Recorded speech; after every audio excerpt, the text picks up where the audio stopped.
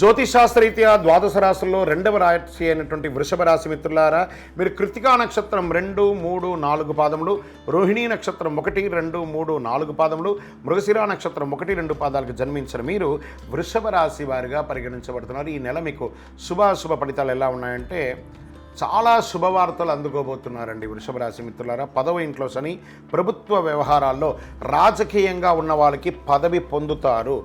ఆ పదవి వచ్చి ఉంటే దాని ద్వారా లబ్ధి పొంది ముందుకు వెళ్ళే అవకాశాలు సజావుగా సాగుతాయి. దేనిలోనైనా విజయం సాధిస్తారు.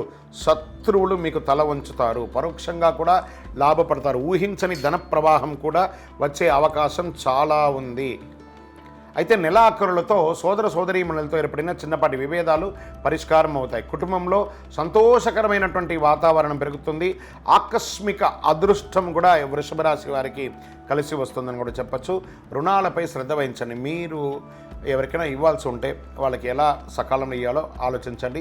మాసం చివరి భాగంలో బంధువులు స్నేహితుల వల్ల లాభం ఉంటుంది. వారికి ఆశించిన సహాయం అందుతుంది. వాహనంలో ప్రయాణించేటప్పుడు జాగ్రత్త. బండి నడిపేయడం చాలా జాగ్రత్తగా ఉండాలి. ఉద్యోగంలో పనిభారం పెరుగుతుంది. పనుల్లో అదనపు శ్రద్ధ అవసరం. చిన్న పొరపాటు కూడా మీ యొక్క జీవితాన్ని ఇబ్బంది పెట్టే అవకాశాలు ఉంటాయి. జాగ్రత్త. సహ ఉద్యోగులతో అనుకూలంగా మీరు వెళ్ళండి. ఆశించిన ఫలితం మీకు వస్తుంది. ఎక్కువ మాట్లాడకండి. మాట్లాడడం మానండి. ఎంత సైలెంట్గా ఉంటే అంత మంచిది. పాత బకాయిలు కూడా మీకు వచ్చే అవకాశాలు ఉన్నాయి వ్యాపారం చేసే వాళ్ళకి. మహిళలకి ఇది చాలా మంచి సమయం చెప్పచ్చు. షేర్ మార్కెట్ చాలా బాగా ఉంటుంది.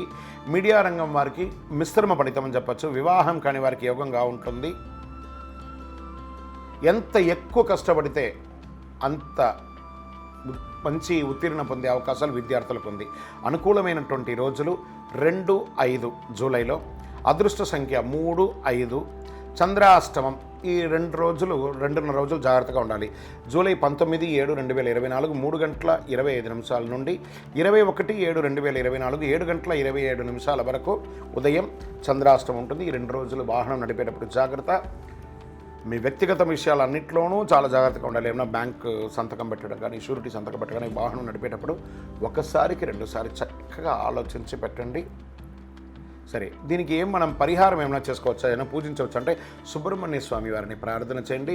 మీకు ఈ నెల బాగుంది కాబట్టి జూలైలో మహాలక్ష్మి వారిని ప్రార్థన చేయండి. మహాలక్ష్మి అష్టకం చదవండి. ఏదైనా దేవాలయాలకు వెళ్ళండి. అమ్మవారి యొక్క పారాయణం చేయండి. శుక్రవారం సాయంత్రం చక్కగా నెయ్యి దీపం వెలిగించండి మీ ఇంట్లో. శుక్రవారంలో మహాలక్ష్మికి నెయ్యి దీపం వెలిగించడం వల్ల ఐశ్వర్యం కలుగుతుంది. కరుంగాళి మాలను కూడా ధరించండి. చాలా విశేషమైనటువంటి ఫలితాన్ని పొందుతారు. మీ యొక్క వ్యక్తిగత జాతకం తెలుసుకోవాలనుకుంటే మీ పరిసర ప్రాంతాల్లో ఉన్న సద్గురువులని సంప్రదించండి. మీ యొక్క date of birth, time of బర్త్తో, లేదా మా ద్వారా తెలుసుకోవాలనుకుంటే ఈ కింద నెంబర్కి మీ పేరు, date of birth, time of birth, place of birth WhatsApp చేసి మెసేజ్ పెట్టండి. ఇంకను సకల దోషాలు తొలగడానికి, ఆనందంగా ఉండడానికి మీ పరిసర ప్రాంతాల్లో ఉన్న మీ ఇష్ట దైవానికి వెళ్ళి మీ వయస్సు ఎంత ఉందో అన్ని నువ్వుల నూనెతో దీపం వెలిగించండి. విజయోస్తు.